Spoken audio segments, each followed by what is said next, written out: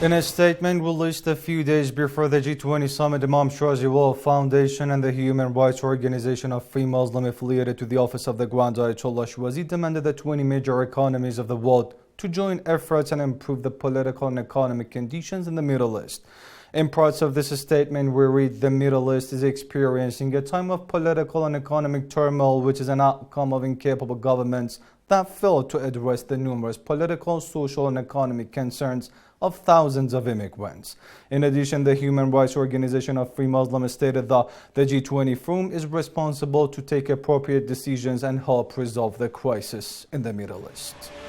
ISWF and Free Muslim Association demand the world leaders to resolve the humanitarian crisis in the Middle East. Since the G20 summit is drawing upon us, Imam Shirazi World Foundation and Free Muslim Association, both affiliated organizations to the office of the Grand Ayatollah Shirazi located in Washington, D.C., have released statements and demanded the world leaders to work together and find a solution for the political and economic crises from which the Middle East suffers nowadays. A part of this statement points to the tragic situation in the Middle East and reads,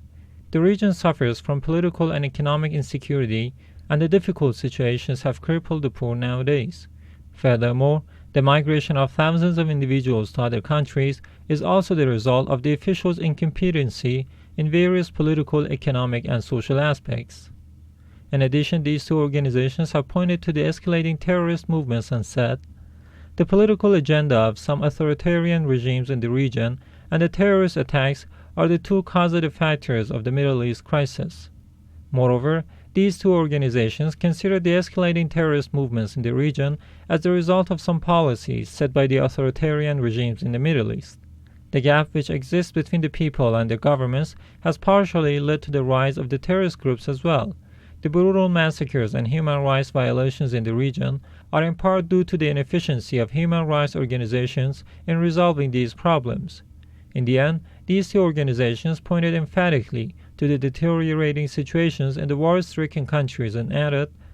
"The current difficult situation of war refugees and asylum seekers is the consequence of the economic and political conflicts among regional countries and the inability of the governments to resolve their economic problems. Lastly, if the G20 members fulfill their humanitarian duty toward the people of the Middle East, they can play a major role in solving the Middle East crises."